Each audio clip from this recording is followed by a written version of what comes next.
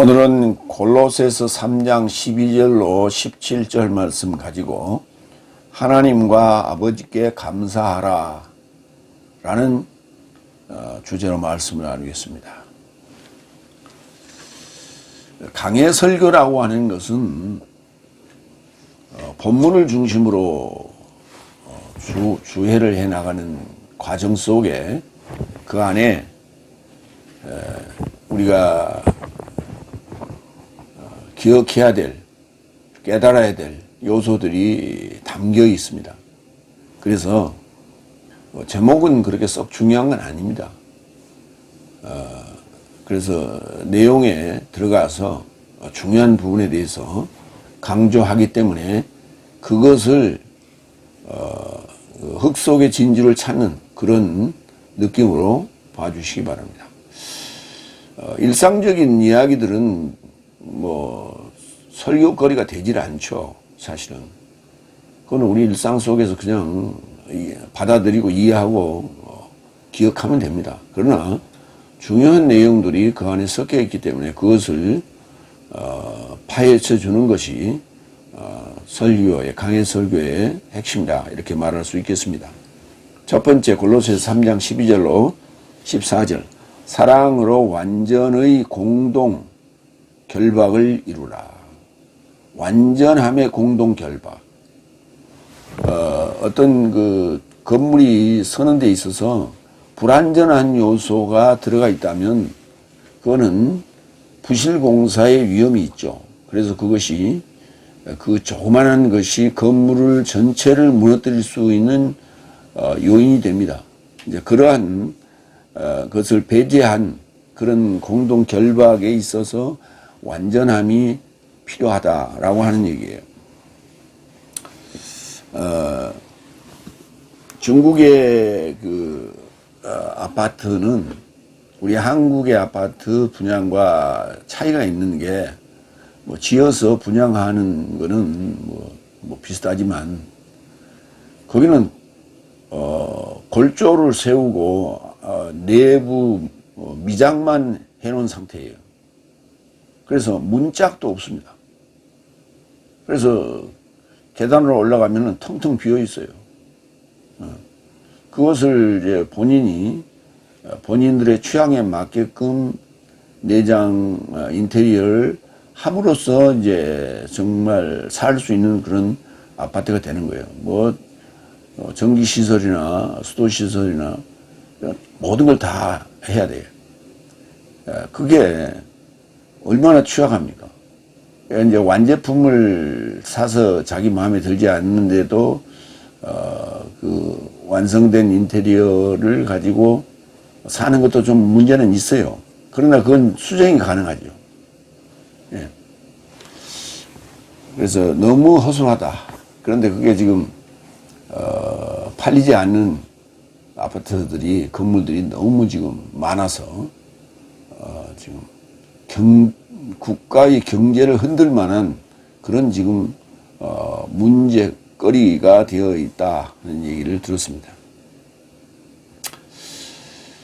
첫 번째 12절 그런즉 내 삶은 하나님의 선택한 삶처럼 거룩한 삶과 사랑받는 것 자비의 심정과 친절 겸양 온유 오래 참음을 옷 입으라. 만약 누가 누구를 향해 비난을 아니요.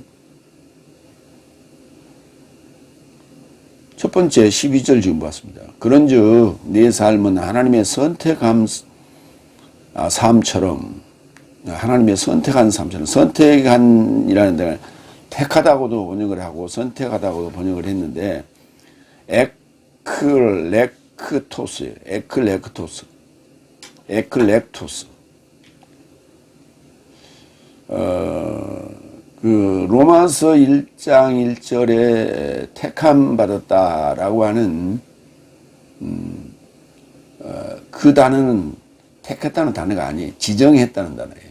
그 번역을 잘못한 거죠. 그 선택이 아니에요. 그러면 이 에클렉토스라고 하는 단어가 쓰인 데를 좀 볼까요? 마태복음 22장 14절 왜냐하면 초청된 삶은 많으나 선택된 삶은 적다. 이렇게 쓰이는 단어예요. 정확하게 초청 받은 자들 중에서 거기서 택함을 받는 그런 경우를 말씀드리는 거죠. 마태복음 24장 22절. 그리고 만일 그날 삶이 단축되지 않으면 모든 육체가 구원받지 못했다. 그러나 선택한 삶을 인하여 그날 삶이 단축될 것이다. 그러니까 초청된 삶은 많았어요. 그게 바로 에집트 땅에서 출애굽했던 이스라엘 백성들이에요. 거기는 이스라엘 백성과 또 잡다한 족속들이 나왔는데 거기서 많은 사람들이 죽었습니다. 그래서 20세 이하와 거기서 출생한 자들만이 일단 가나안 땅에 들어가게 됐어요. 그 가나안 땅에 들어간 자 또한 선택된 자들이 1차 선택된 자들이라 볼 수 있는 거예요. 그러니까 1차 선택된 자들이 가나안 땅에 들어가게 됐고, 그 다음에 그게 이제, 그러면 이제 그 가나안 땅에서도 그게 초청받은 자가 되는 거예요. 거기서 또 2차로 선택된 자들이 6째 날에 들어가게 되는 거예요. 또 6째 날에서도 또 선택된 자들이 7째 날에 들어가게 되는 거예요. 그러나 6째 날에 들어가서 제대로 길을 잡은 자들은 7째 날에 들어갈 수 있도록 되어 있습니다. 그런 단어가 에클렉토스예요. 거룩한 삶과 사랑받는 것, 자비의 심정과 친절, 겸양, 온유, 오래 참음을 옷 입으라. 이제 거룩한 삶, 사랑받는 것 다 아는 거죠. 자비의 심정, 친절, 겸양, 겸손하고 양보하는 거, 온유, 오래 참는 거, 이런 것들 우리가 알만한 것들은 그냥 나열한 거예요. 그래서 갈라디아서 5장 23절도 또 유사하게 이렇게 돼 있죠. 그것이 바로 영의 열매다 이렇게 표현했어요. 거기서는. 그래서 영의 열매는 사랑, 기쁨, 평화, 오래 참음, 인자함, 선함, 믿음, 온유, 절제이니 이런 삶에서 역행하는 법은 없다. 영의 열매와 육체의 열매를 구분해서 갈라디아 5장에서 얘기하고 있죠. 19절부터 21절까지는 육체의 열매에 대해서 얘기를 하고 있는 것이고, 그래서 오늘 이 본문에서 얘기하고 있는 12절에서 얘기하는 것은 바로 영의 열매를 옷 입으라. 그래서 갈라디아서에서 언급한 내용을 중에서 일부만 또 발췌해서 얘기한 거예요. 그걸 굳이 그때 얘기한 것을 전부 다 일일이 나열할 필요는 없고 일부만 나열했어요.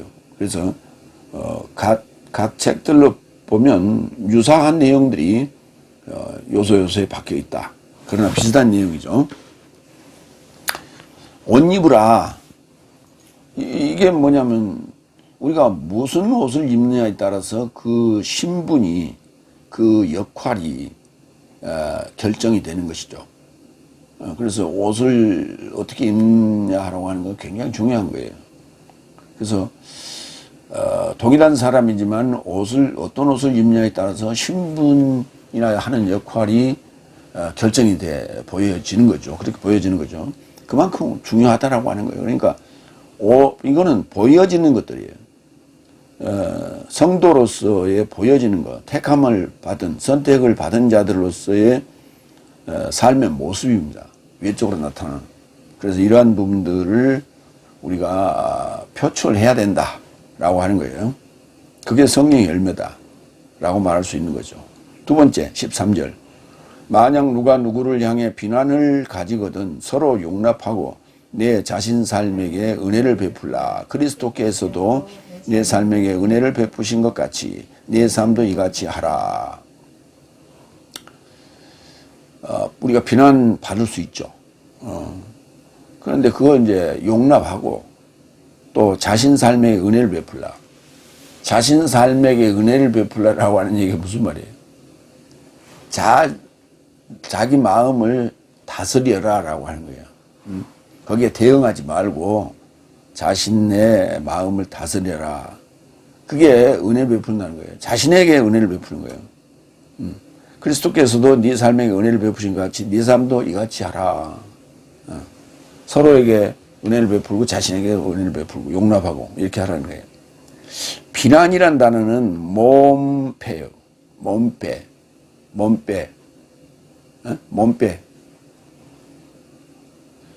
우리 시골에서 농사 짓는 아낙네들이 주로 입는 옷이 몸빼라고 그러는데 그게 뭐 일본 말인지 우리나라 말인지 모르겠어요. 하여튼 이 비난이나 다르가 몸빼예요. 비난을 가지거든 서로 용납하고 안 해코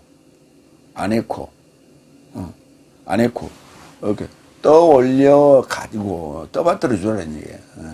그러니까 비난하는 자에게 도리어 비난하지 말고 그래 알았어 잘났어 정말 이런 식으로 대응하라는 얘기예요. 네 자신 삶에 은혜를 베풀라. 카리조마이.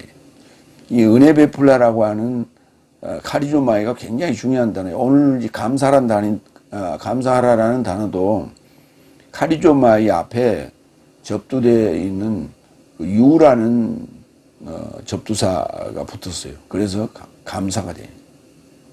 고린도후서 11장 1절. 원컨대 내 삶은 나의 작은 것을 어리석음으로 용납하되 오로지 나에게서 용납하라. 예. 미진한 부분이 있을 수 있죠. 이 사역자가 완벽할 수는 없어요. 건강에 부족한 부분이라든지 아니면 모양새에 부족한 부분이랄지 아니면 말에 좀 부족한 부분이랄지 여러 가지 약점이 있죠. 그런 것들을 용납을 하라 하는데 여기서 오늘 바울로스는 어리석음으로 용납하되 나의 작은 것을 자신이 하는 일이 작다라고 생각하는 거예요. 그걸 어리석음으로 용납하라. 그러니까 좀 묵인해 달라라고 요구하고 있는 거예요. 어리석음으로 용납하라는 얘기는 누가복음 7장 42절. 그런데 네 삶이 떼어줄 것이 없으므로 그가 양편 삶에 은혜를 베풀었다. 이걸 이제 개혁성경에서는 탕감해 주었다라고 번역했어요. 그러니까 은혜 베풀었다라고 하는 것이 뭔가를 이렇게 용서해 주고 커버해 주는 그런 것으로 지금 얘기했어요. 그런즉 저 삶 중에 누가 저를 더욱 사랑하겠는지 말해라. 많이 은혜 받은 자가 훨씬 더 사랑하겠죠. 감사하고.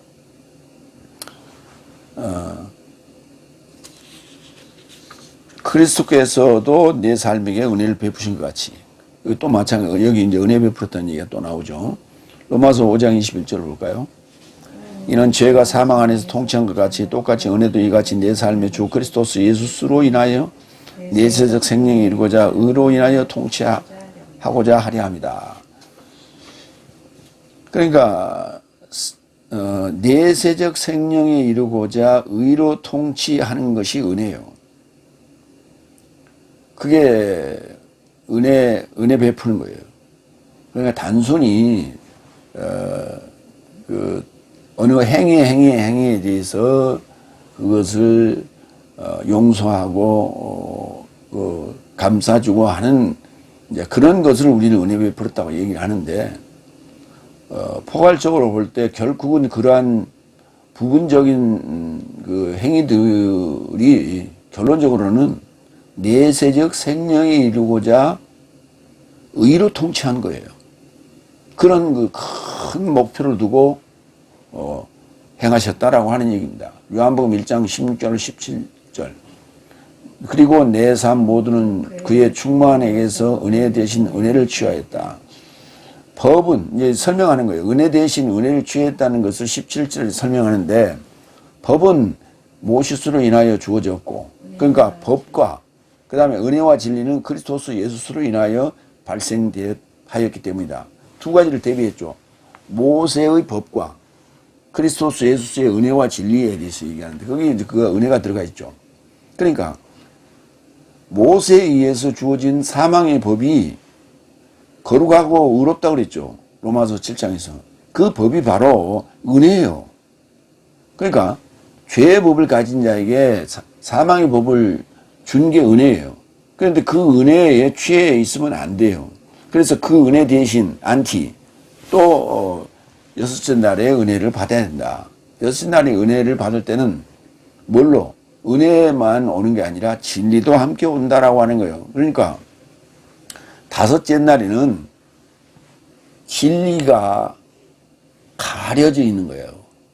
진리가 가려져 있는 거예요. 덮여져 있는 거예요. 그 진리가 여섯째 날에는 드러나면서 의의 통치가 이루어지는 거예요. 예, 동시에. 그래서 풍성해진 거예요. 무슨 말이냐면 겨우내 얼었던 돼지 위를 뚫고 올라오는 그 연약한 새싹이, 예, 이게 진리라면 그것이 이제 자라서 다스리고 통치하는, 의로 통치하는 그런 풍성함이 이루어지는 것이. 그러면 그 한여름에 우거진 숲을 우리가 볼 수가 있죠. 예. 그래서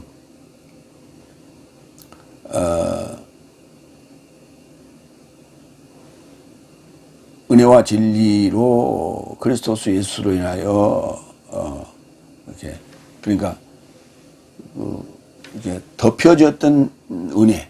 그러면서 은혜를 이제 그때 받았던 은혜는 도대체 뭐냐? 미래에 대한 그 소망. 그 다음에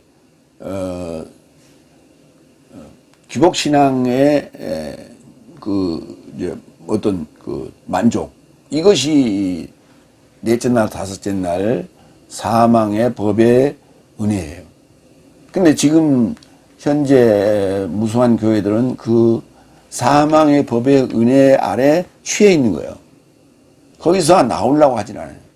그러니까 은혜 대신 은혜인데, 이 대신이라는 단어를, 이걸 은혜 위에 은혜라고 그러니까, 그럼 첫 번째 은혜는 뭐냐? 그 두 번째 은혜는 뭐냐? 그렇게 해도 그렇게 의문을 가져야 되는데, 같지를 않는 거예요. 그냥 은혜 대신 은혜, 은혜 대신 은혜 위에 은혜. 그냥 풍성해진 은혜 라고 생각하고 마는 거예요.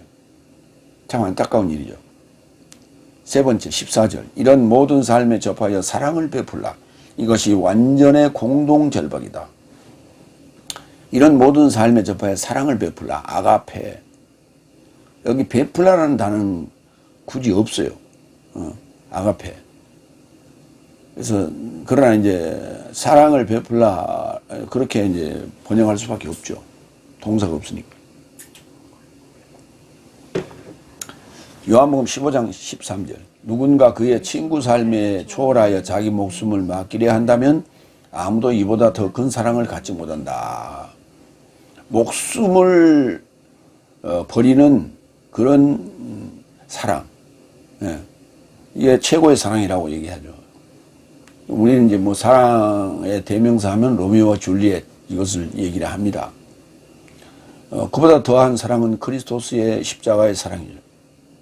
로마서 13장 10절. 사랑은 이웃에게 악을 저지르지 않는다. 그런즉 사랑은 법의 체험이다. 법의 체험이에요. 법의 체험이라고요. 무슨 법의 체험이에요? 사망의 법의 체험이에요. 그러니까 죄와 사망의 법에 의해서 가난해진, 거지가 되어진 거기에 진리로 채우는 거예요. 응? 그러니까 무슨 법이 뭐인데, 율법은 지킬 수도 없고 수백 가지나 되는데, 응? 그렇기 때문에 예수님께서 그 법을 없이 하러 오셨다고? 예수님은 법을 없이 하러 오신 적 없어요. 완전케 하러 오셨다 그랬지. 그리고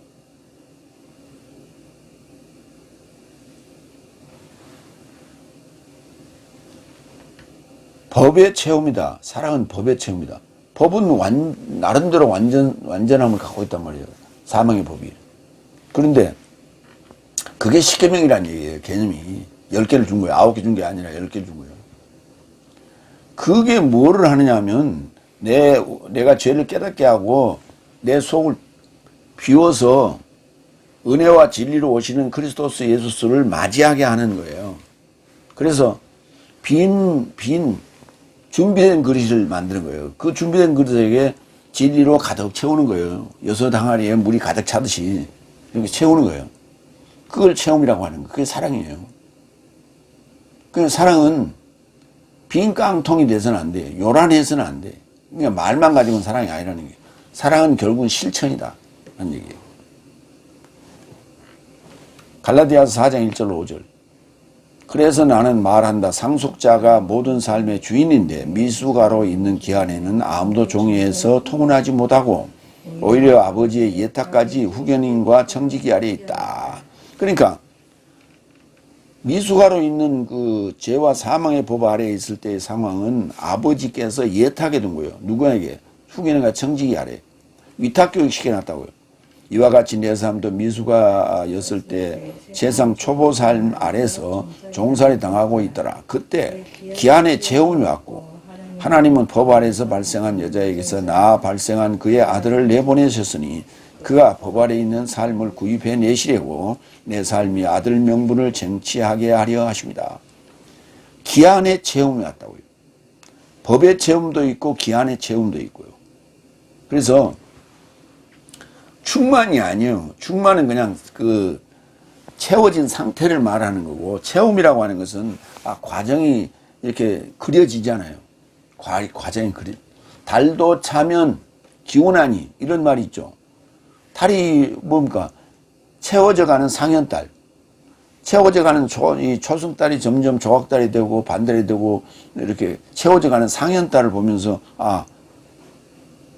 달도 채워지고 또 하얀 달은 달이 이렇게 온달이 이제 이렇게 작아지는 그런 없어지는 과정 아니에요. 기울어져 가는 과정 아니에요. 그래서 그런 과정을 연상하게 하는 단어가 체험이라는 단어예요. 그런데 충만 그려버리면 어떡해요? 그냥 가득 찼을 때가 충만이지. 목에 가득 찼을 때가 충만이요. 그래서 그런 그 동사적인 개념을 가지고 그 기억날 수 있는 단어를 채택해야 돼요. 이것이 완전의 공동결박이다. 완전의 공동결박이에요. 그게 사랑이에요. 사랑이 완전한 거예요. 텔레이오테스. 사랑, 완전. 쉰, 데스모스. 데스모스라고 하는 단어가 이제 묵다, 결박하다 이런 단어인데, 같이 쉰이라는 전사가 앞에 접두돼 가지고 공동 결박이에요. 같이 결박하는 것은 나만 결박받는 게 아니고 서로 같이 묶어놨다고 여럿이. 우리 왜 포로들 엮어서 이렇게 손과 허리를 묶어서 이렇게 포로들 이렇게 데려갈 때 그거 전부 공동 결박된 거 아니에요? 그러니까 한 사람이 자빠지면 못 가는 거예요. 그거 이렇게 해서 세워서 같이 가야 돼. 안 그러면 그 부분을 끌어내야 돼. 그렇게 되죠. 히브리서 6장 1절 2절. 내 삶이 그리스도스의 시작의 말씀을 놓아둠을 인하여 완전함에 접하여 감당하게 되었으면 죽음 사역 삶에서부터 회개와 하나님을 접한 믿음과 세례의 삶이나 교훈이나 완수나 죽음 삶의 부활과 내세의 심판의 기초를 다시 쳐박아서는 안 된다. 쳐박았다는 얘기는 무슨 말이에요? 우리가 쓸모없을 때 어딘가 그냥 쳐박아 버리죠. 다락방에 쳐박아 버리죠. 그렇게 쳐박아 버려서는 안 된다는 거예요. 뭘? 완전함에 접하여 감당하게 되었으면.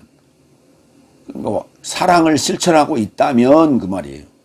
사랑을 실천하고 있다면 죽음 사역 삶으로부터 회개, 하나님을 접한 믿음, 세례, 교훈, 안수, 부활, 내세 심판 이거 기초적인 요소인데 이거를 처박아 놓아서는 안 된다. 이거 언급해야 된다. 이런 얘기예요.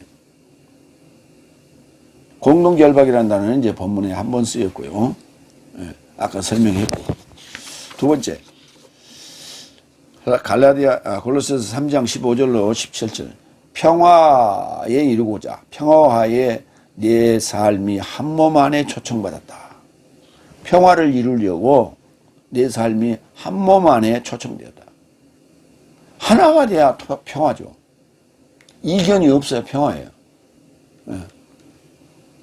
그래서 진리는 이견이 없어요. 왜? 너를 어느 사상이라는 건 그런 거예요. 누군가는 이롭고 누군가는 해로우면 그건 진리가 될 수가 없는 거예요. 너도 이롭고 나도 이로워야 돼. 너에게도 적용되고 나에게도 적용될 수 있어야 돼. 이게 진리예요. 많은 이단 사이비 교주들이 가졌던 행태는 뭐냐면 내가 메시아다. 내가 예수님의 보좌다. 그러니까 너희는 나에게 복종해야 한다. 아니 예수님이 그렇게 행동하셨어요? 하나님이 그랬어요? 내가 너희에게 행했으니 너희도 그렇게 행하라. 예수님께서 그렇게 말씀하시죠. 나를 따르라가 아니에요. 뭐 우리 군대에서 보면 왜 전쟁할 때 그 지휘관이 앞에서 딱 권총 들고 나를 따르라 그러잖아요. 그게 아니고 나를 따르라는 단어는 없어요. 나와 동행하라지. 같은 선상에서 같이 가는 거예요. 그걸 동역자라고 그러는 거예요. 그런데 누군가는 하나님의 그 성령을 받았고 우리는 못 받았고 그러니까 거기 가서 우리는 복종해야 되고 그러면서 가스라이팅 당하는 거예요. 그러면서 외부가 단절시키고 그렇게 핍박을 받고 박해를 받고 그리고 뻔히 알아. 이제 어느 시점이 되면 알아. 그런데 못 나가 밖으로. 왜? 탈출을 못해. 밖에 나가서 살 수 있는 모든 에너지를 거기서 다 쏟아버렸기 때문에 밖에 나가서 뭘 할지는 몰라. 그러니까 체념하고 사는 거예요. 어느 순간에는. 체념하고. 그러니까 아니 왜 저렇게 살아. 그냥 나오면 되는데. 우리는 그렇게 일반적으로 생각하지만 그게 안 되는 거예요. 체념하고 사는 거예요. 밖에서 나와 살 수 있는 그런 에너지가 없어요. 참 안타까운 거예요. 그래서 한 몸 안에 초청받았다. 네 번째 15절. 그리고 그리스도스의 평화가 내 삶의 마음 삶 안에서 보상하라. 그러니까 우리가 고난받았던 모든 거에 대한 우리가 보상은 평화로 보상받는 거예요. 평화라는 게 그만큼 중요한 거예요. 평화.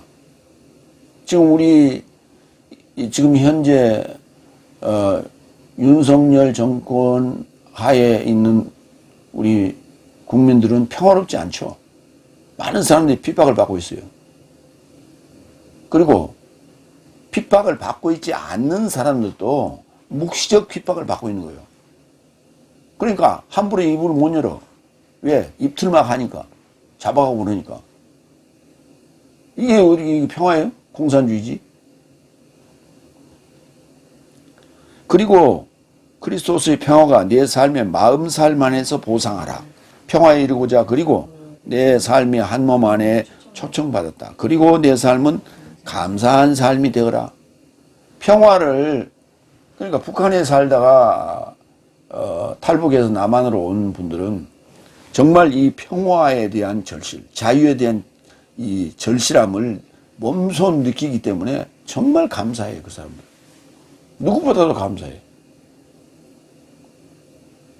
근데 북한에 있는 사람들은 지금 비교 대상이 없다는 거예요. 비교 대상이 없는 거예요. 그들의 체제와 다른 체제와 비교가 안 돼. 그러니까 이 눈이 띄질 않는 거예요. 어떤 여성은 북한에 살다가 처녀 때 중국에 가서 살다가 거기서 이제 팔리고 그래가지고 하여튼 어떻게 머리를 써가지고 어떤 중국 남자와 결혼해서 애까지 낳았어요. 그 애를 데리고 북한으로 들어왔다니까.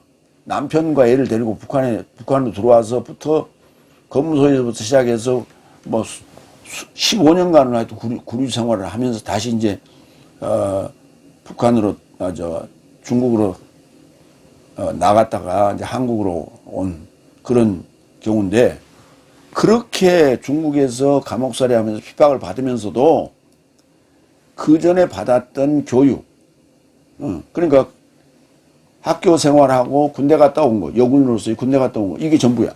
그러니까 외부와의 접촉이 없었어.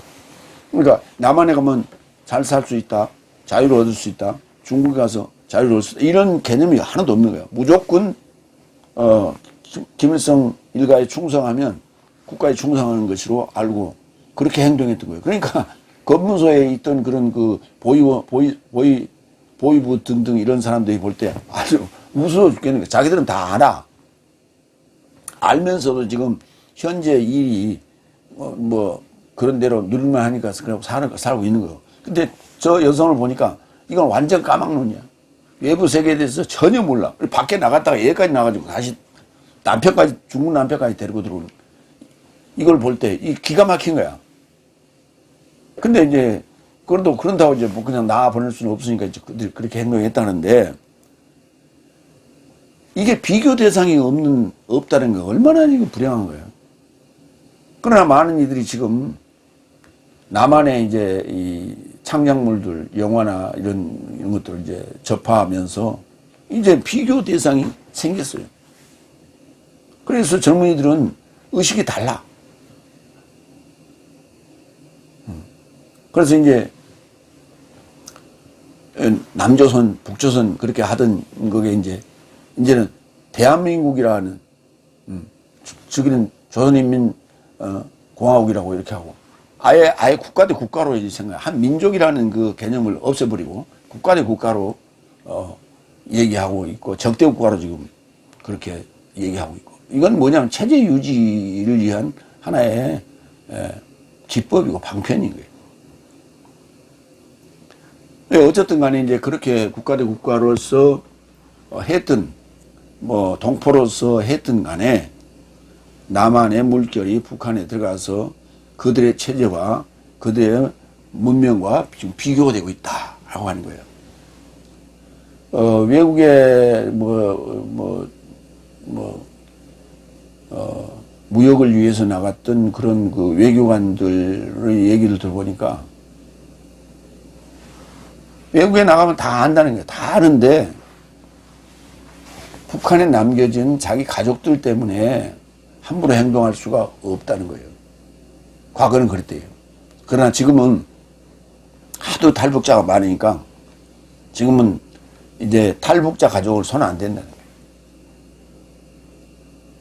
그래서 지금은 외교관들이 많이 탈북을 한다 하는 얘기를 하더구만요. 평화화에 이르고자 내 삶이 한 번만에 초점받았다. 그리고 크리스토스의 평화가 에이레네가 내 삶의 마음 삶 안에서 보상하라. 그러니까 평화는 어디에서 오느냐? 마음에서 오는 거예요. 마음에 불안을 느끼지 않으면 평화예요. 그럼 지금 평화를 얻지 못한 자들은 불안을 느끼고 있다는 거예요. 그러니까 무슨 일만 있으면 기도하는 거예요. 기도하라고 그랬죠. 그러면 기도를 하라고 그러는데 기도가 뭐냐요? 아버지의 뜻을 이루어달라는 거에 기도해요. 근데 우리는 나의 간구를 기도로 착각하고 의식적으로 하는 거예요. 의식적으로 무의식적으로 해. 아예 그냥 길들여서 북한 주민들이 길들여져 있는 것처럼 그렇게 길들여져요. 왜? 안 하면 불안하거든. 안 하면 불안하니까 하는 거예요. 그게 뭐예요? 평화가 아니죠. 불안이에요, 불안. 불안 증세예요, 불안 증세. 그러니까 지금 현재 다섯째 날의 삶을 사는 성도들은 초보자건 가난한 삶이건 부자건 간에 다 불안해. 평화가 없어요. 그러니까 부자는 더 불안해. 왜? 이 부가 언제 날아갈지 몰라. 그러니까 끊임없이 새벽 기도에 참여해야 돼. 그래서 그걸 유지해야 돼. 그러니까 평화는 없는 거예요. 근데 그게 지금, 그게 하나님이 주신 복이라고 지금 착각하고 있어. 하나님이 주신 복이면은 누리면 되는 거지. 무슨 그걸 지키기 위해서 그렇게 새벽마다 새벽기도 하러 다녀. 그게 모순이에요. 그걸 모순이라고 그러는 거예요. 로마서 8장 6절. 육체의 사고방식은 사망이요. 영의 사고방식은 생명과 평화라 그랬어요. 그러니까 불안해. 그것을 지키기 위한 그런 기도 삶이고 예배 삶이라면 그게 육체의 사고방식이지 영의 사고방식은 아니라 하는 거예요. 로마서 14장 17절. 왜냐하면 하나님의 나라는 양식과 음료가 아니요 오로지 성령 안에서 의와 평화와 기쁨이다. 그러니까 다섯째 날 삶을 살면서 많은 복을 받았어. 물질의 복을 받았어. 건강의 복도 받았어. 그런데 성령 안에서 의는 없어. 그걸 단순히 지키기 위한 하나님의 복을 지키기 위한 하나님의 복을 지키기 위해서 아니 야곱의 축복을 늘 얘기하죠. 야곱은 어땠어요? 맨날 새벽마다 일어나서 기도했어요. 그걸 지키기 위해서. 라반 자기 외삼촌에게서 집에서 그 두 아내를 취하고 그 다음에 수많은 염소와 양떼들을 거느리고 오는 과정에서 형을 만났잖아. 형을 만났을 때 뭐였어? 이거 다 가져가세요 그랬잖아. 그거 기도해야지 지키려고. 그렇지 않았어요. 오로지 평화만이 그에게 중요한 거였어요. 근데 그 마음을 내려놨을 때 물질도 평화도 왔다라는 거예요. 그런데 그걸 끝까지 지켰습니까? 가나안 땅에서? 그렇지 못했죠. 결국은 요셉이 애굽 땅에 팔려가서 거기서 그 강대한 나라를 이제 만들었을 때 가나안 땅에는 흉년이 들었잖아요. 그 흉년을 위해서 그걸 해결하기 위해서 애굽에 그 양식을 사러 보냈던 거 아니에요? 그래 결국 이제 만나긴 했지만 그러니까 그렇게 거대한 복을 받았던 야곱이 그거 다 어디 갔어? 그러니까 그게 다섯째 날에 기복은 그게 축복이 아니요. 물질은 가지고 있으면 불안해. 뺏기기 위해서. 뺏기기 때문에. 평화에 이르고자 그리고 네 삶이 한 몸 안에 초청받았다. 칼레오. 부름받았다가 아니에요. 초청받은 거예요. 불렀다는 단어는 호명이라는 단어도 쓰이고 초청이라는 단어도 쓰이고 그렇게 되는 거예요. 불렀다는 것은. 초청받은 거예요. 칼레오. 부름받아 나선 이몽. 그 초청이요. 그냥 초청받아 나선 이몽이. 우리가 결혼식이나 이런 거 할 때 초청장을 받잖아요. 부름장을 받았다고 그래. 초청장을 받잖아. 초대장을 받았다. 초청장을 받았다. 이렇게 말하죠. 그게 칼레오예요. 그러니까 이 초대라고 하는 게 굉장히 중요한 거예요. 이름을 부르라고 지어놓은 게 아니에요. 예수라 부르라가 아니에요. 예수라 초청하라. 초청하는 거예요. 부르는 거 아니에요. 뭐 동네 개 이름이에요. 부르게. 그 개념이 아니라고. 초청하는 거예요. 그러니까 개념이 달라지는 거예요. 초청하는 거예요. 예수 그리스도스 하면 내가 입으로 말로 하면 내 마음속에 예수 그리스도 있는 거라니까. 들어오는 거라니까. 초청하는 거예요. 그냥 부르는 거 아니에요. 이렇게. 그래서 단어를 어떻게 정의하느냐라고 하는 것이 굉장히 중요하다고 하는 거예요. 맥락, 문맥의 맥락을 결정하는 거예요. 그리고 그 단어가 가지는 의식 구조가 내 삶을 좌우시키는 거예요. 왜? 에베소 4장 3절. 평화의 공동 결벽 안에서 영의 통일을 지키도록 서두르라. 한 몸과 한 영이니 내 삶의 초청의 한 소망 안에서 이와 같이 초청받았다. 한 주요 한 믿음이요 한 세례이니 한 하나님과 모든 삶의 아버지는 모든 삶에 접해 있고 모든 삶에 통하고 모든 삶 안에 계신다. 여기 이제 에베소 4장 3절로 6절 내용이 오늘 본문 골로새 3장 15절과 같은 내용이 여기 더 이제 설명이 좀 자세히 되어 있죠. 그래서 내 삶의 초청의 한 소망 안에서 이같이 초청받았다. 명사도 있고 동사도 있고 한 소망 안에서도 이같이 초청받았다.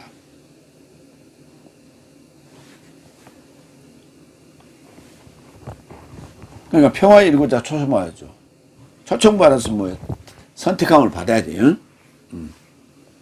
그러니까 우리가 이제 어느 그 집단이나 학습하는 집단에는 많은 사람들을 초청을 하죠. 그래서 입사도 하고 입학도 하지만 그 안에 살아남는 자만 졸업을 시키는 거예요. 다 졸업시키는 게 아니에요. 어영부영하고 다니는 퇴학시키죠. 그리고 내 삶은 감사한 삶이여라. 유카리스토스. 유 더하기 카리조마이. 아까 은혜 베풀다라는 단어가 카리조마이죠. 이 감사하다는 단어가 유 더하기 카리스모스. 카리조마이. 유카리스토스. 이 감사한 형용사가 됐어요. 에베소 5장 3절로 4절. 그러나 음행과 모든 더러움이나 탐욕은 네 삶 안에서 호명돼서도 안 된다. 이게 호명이라는 단어가 있어요. 이렇게 뭔가 이렇게 입으로 부르는 거예요. 그거 호명이에요. 호명돼서도 안 된다. 그것이 마치 성도 삶에게 타당하다. 부끄러움과 어리석은 말이나 농담은 적합한 삶이 아니요 오히려 감사함이 더욱 적합하다. 강대상을 무슨 뭐 코미디 뭐 뽀빠이 이상용이 하는 그런 만담장으로 만들면 안 돼. 목사가 거기서 무슨 만담이나 하는 그런 꽁트나 하고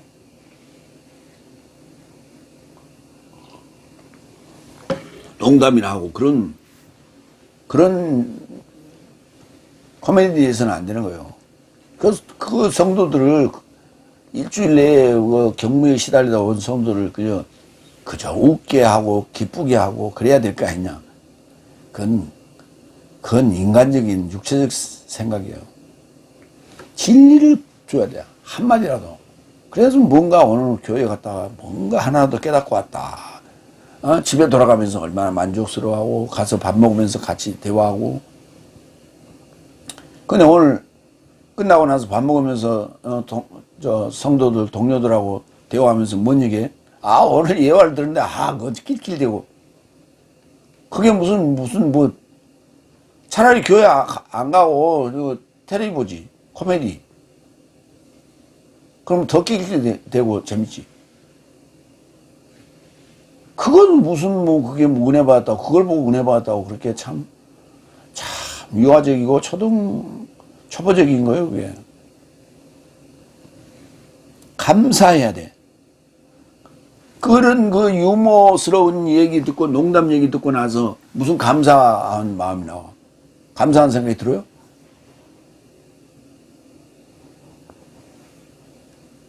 감사하다는 말이 무슨 말이에요?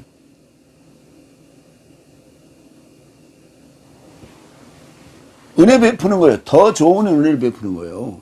그게 감사하는 거예요. 은혜 베푸는데 더 좋은 은혜를 베푸는 거예요. 더욱 더 은혜를 베푸는 거예요.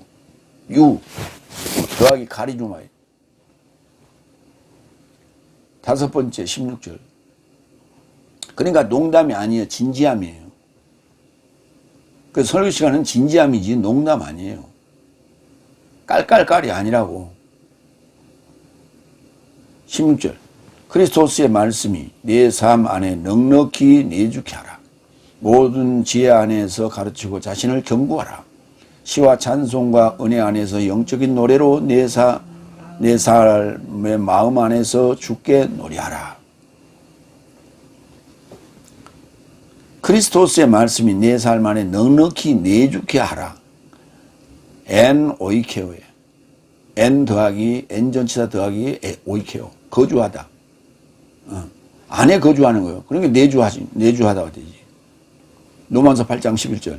그래서 예수스를 죽음 삶에서 살리신 이의 영이 내 삶 안에 거주하시거든. 여기는 오이케오예요. 크리스토스를 죽음 삶에서 살리신 이가 내 삶 안에 내주하시는 그의 영을 인하여 내 삶의 죽을 몸 삶도 살릴 것이다. 그러니까 거주하다가도 내 삶 안에 거주하다가도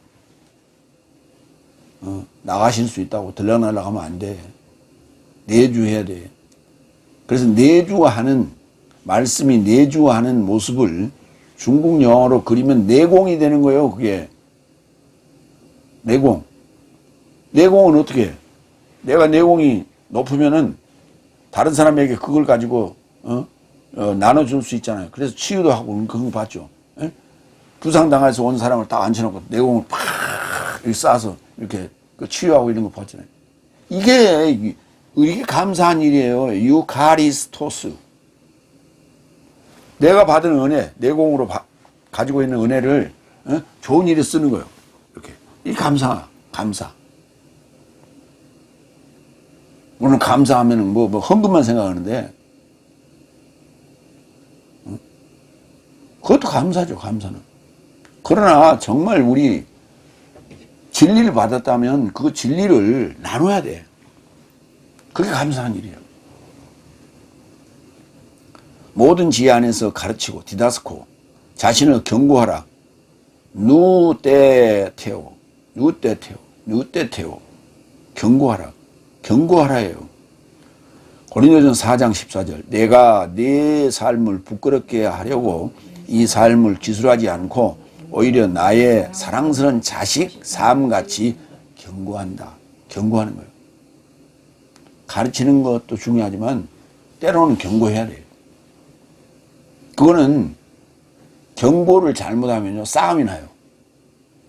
그러니까 충분히 가르쳐서 제자와 선생 관계가 됐을 때의 경고가 필요한 거예요. 그러니까 담임 교사가 가르치고 전 과목을 가르치는 그런 초등학교 같은 경우에는 그렇게 불상사가 많이 일어나지 않는데 중학교 이상 고등학교로 올라가면서 일주일에 한 번씩 들어오는 선생님이 이렇게 나무라고 경고하고 뭐 그 싸움년이라고 그런 경우가 종종 있죠. 그런데 담임 선생한테는 그 담임 선생이 일주일에 한 번, 2주에 한 번씩 들어와도 그때는 또 달라. 그 느낌이 그런 게 있잖아요.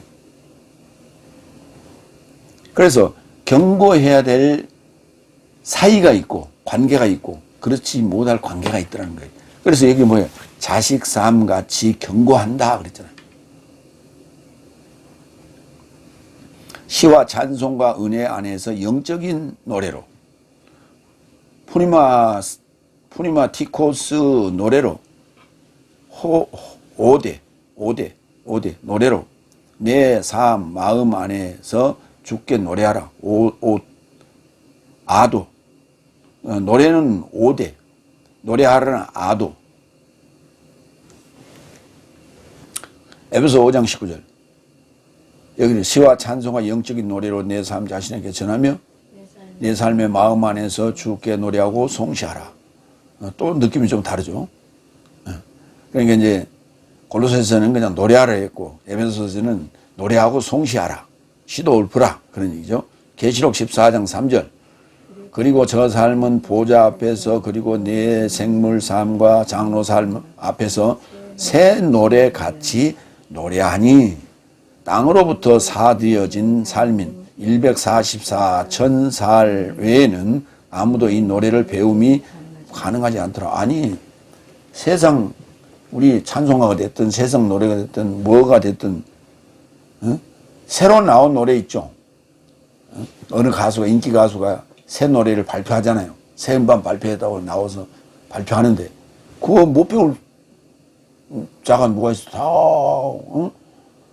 귀가 있으면 다 배우는 거예요. 음표 몰라도 다 귀만 있으면 배워요. 노래 따라 불러요. 그런데 새 노래같이 노래하니 땅으로부터 사들여진 삶이요 아무도 이 노래를 배움이 불가능하다 그랬어. 그 노래는 무슨 노래예요? 그게 랄랄랄라 하는 그 노래를 얘기하는 게 아니라 그 찬가를 얘기하는 게 아니라 성경을 노래하는 거예요. 성경을 일곱째 날에 들어가서 여섯 날 일곱째 날에 들어가서 진리를 말하는 거예요. 비밀을 말하는 거예요. 그러니까 그 비밀을 말하기 때문에 누군가가 따라 부르지 못하는 거죠.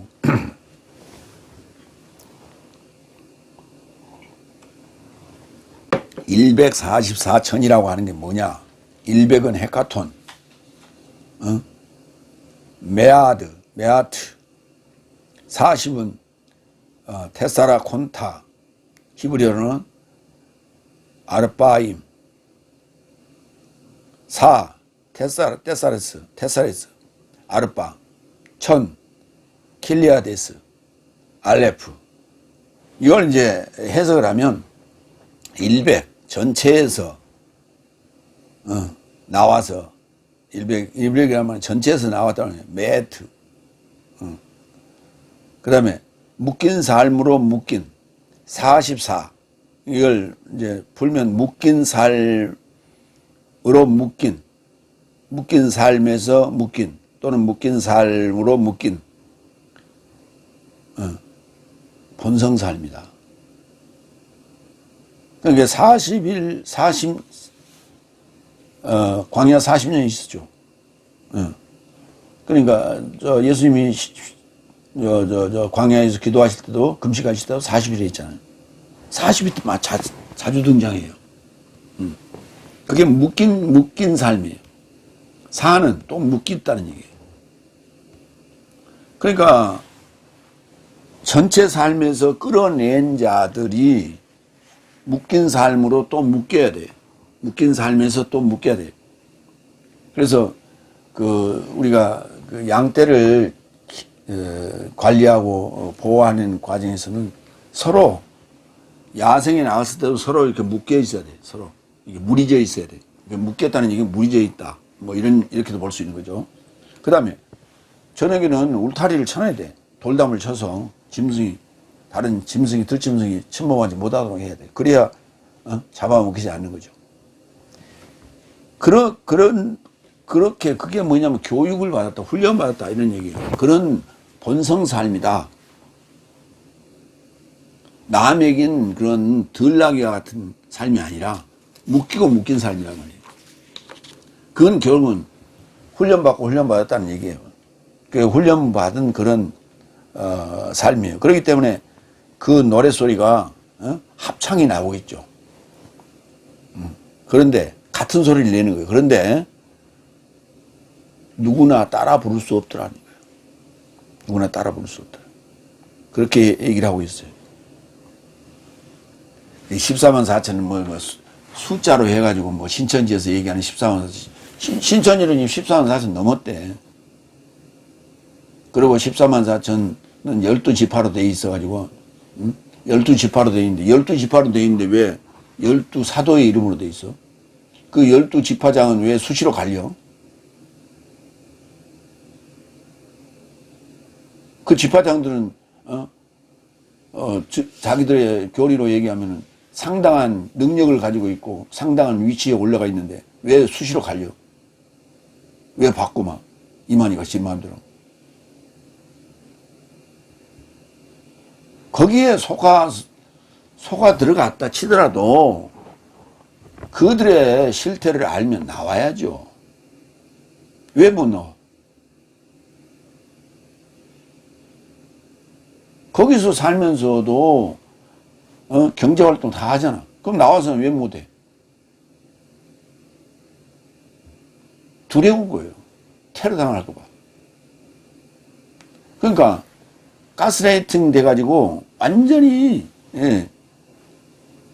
불안 속에 사는 거예요. 불안 속에. 자유가 없는 거예요. 그러니까 가스라이팅 당해버리면 이만큼의 생각을 가지고 있어야 될 사람이 이만큼 생각밖에 못하는 거예요. 이 나머지 생각을 못하는 거예요. 그 시야가 좁아지는 거예요. 그만큼 각도가. 이것만 앞에만 보여. 옆에는 안 보여요. 옆에는 볼 생각을 안 해. 인터넷 들어가면 수많은 데이터와 자료와 설교 같은 게 있는데 안 봐. 안 봐. 보질 않아. 6번째 17절. 그리고 모든 무슨 말 안에나 일 안에서 행하든지, 그러니까 무슨 말을 하든지 일을 하든지 모든 삶을 주 예수의 이름 안에서 하고 그로 인하여 하나님과 아버지께 감사하라. 이제 오늘 여기 오늘 주제의 내용이 나오는 거예요. 그냥 말을 하든 일을 하든 모든 것이 주 예수의 이름 안에서 하고 그로 인하여 하나님과 아버지께 감사하라.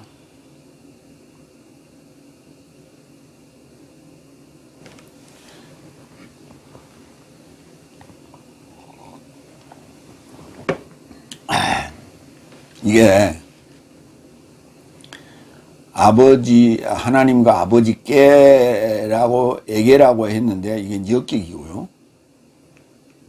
예. 그게 간접 목적어죠. 이 만약에 역격으로 이제 한다면 하나님으로 아버지로 감사하라. 이렇게 되는 거예요.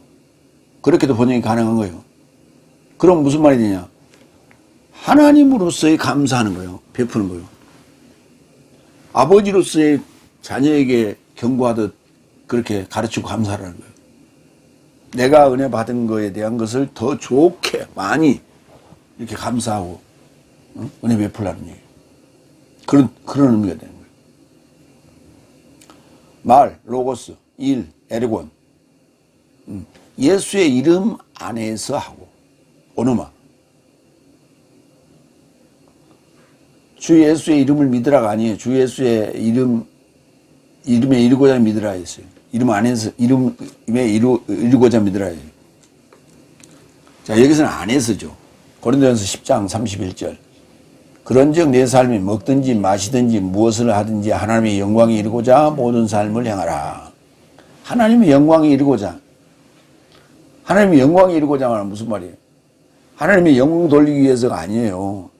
하나님이 우리에게 베푸신, 우리에게 주신 그 권능, 그 능력으로 다시 베풀라는 거예요. 그것이 바로 감사예요. 데살로니가 후서 2장 17절. 네 삶의 마음을 위로하시고 모든 말과 선한 일 안에서 네 삶을 굳세게 하시길 원하노라. 예. 굳세게 하시길 원하노라. 말과, 그러니까, 감사하고, 굳세게 하고, 그 다음에 모든 삶을 행하고 영광 이루고자. 에베소 5장 20절로 21절. 내 삶의 주 그리스도스 예수의 이름 안에서 하나님과 아버지에게 모든 삶에서 초월하여 항상 감사하라. 하나님의 두려움 안에서 서로 삶에게 굴복되어라. 그러니까 감사하라는 단어가 하나님께 받은 은혜를 받았잖아요. 하나님 베푸신 은혜를 내가 받았는데 더 좋은 것으로 은혜 베풀라는 거예요. 그러면 그게 뭐예요? 그런데 하나님께 감사하라 했으니까 하나님께 더 좋은 것으로 은혜 베풀라. 응? 하나님께 더 좋은 것으로 은혜 베풀라. 어떻게 역으로 은혜를 베푸냐고. 은혜를 받았는데 더 좋은 것으로 어떻게 하나님께 은혜를 베풀어요?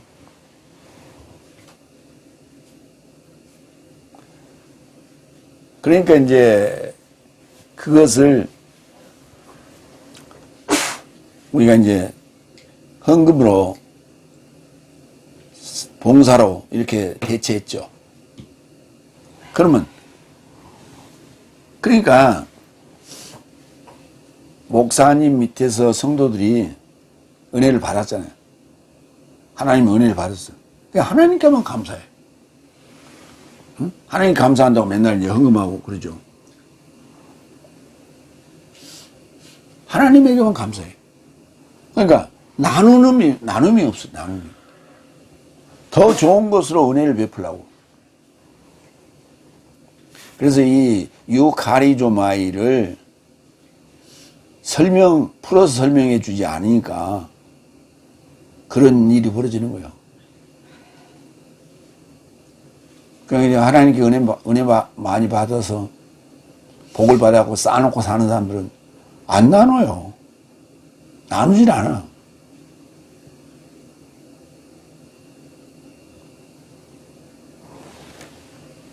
에베소 4장 32절. 그래서 하나님께서도 그리스도스 안에서 내 삶에게 은혜 베푸신 것 같이 서로 삶에게 이루고자 친절한 삶, 좋은 심정 삶, 자신 삶에 은혜 베푸는 삶이 발생하도록 하라. 예. 이게 지금 이 얘기예요. 하나님께서 그리스도스 안에서 네 삶에게 은혜 베풀었어. 그러니까 서로 삶에게 이루고자 친절하고 좋은 심정을 갖고 자신 삶에게 은혜 베푸신 삶 같이 이렇게 또 그렇게 되어져라 말이에요. 그래서 나누라는 얘기예요. 은혜 받은 만큼 나누라는 얘기예요. 근데 그것이 지금 이게 감사라는 단어로 그냥 얘기했으니까 그냥 감사한 것만 들린 거예요. 그냥 감사한 것만. 로마서 14장 6절. 그날을 사고하는 자는 주님과 사고하고 그날을 사고하지 않는 자는 주님과 사고하지 않는다. 먹는 자는 주님과 먹으며 하나님께 감사하기 때문이요. 먹는 자는 주님과 먹으며 하나님께 감사하기 때문이요. 먹지 않는 자도 주님과 먹지 않으며 하나님께 감사한다. 먹는 자는 주님과 먹으며 하나님께 감사하고 먹지 않는 자도 주님과 뭘 먹지 않는데 먹어야 될 것과 먹지 않아야 될 것. 먹는 게 지금 음식을 얘기하는 게 아니고 사상을 얘기하는 사상. 말씀을 얘기하는 거예요. 그러니까 말씀을 안 먹을 것을 가려서 분별할 줄 알기 때문에 하나님께 감사하는 거예요. 먹으면서 진리를 먹으면서 주님과 함께 먹기 때문에 하나님께 감사하는 거예요. 그 감사가 위쪽으로만 되면 맹종이 되고 교주를 만드는 거예요. 나눠야 되는 가치. 위로 한 만큼 나눠야 되는 거예요. 그래야 교주가 안 돼. 교주화를 안 되는 거예요. 그리고 자기도 또 그렇게 베푼 만큼 또 받을 수 있는 거예요. 그래서 풍성해져 가야 돼. 이렇게. 마무리합니다. 누가 누구를 향해 비난을 하거든 서로 용납하고 내 자신 삶에게 은혜를 베풀라. 그리스도께서도 내 삶에게 은혜를 베푸신 것 같이 내 삶도 이같이 하라. 사랑을 베풀라. 이것이 완전의 공동 결박이다. 그리스도의 평화가 내 삶의 마음 삶 안에서 보상하고 감사하고 하나님과 아버지께 감사하라.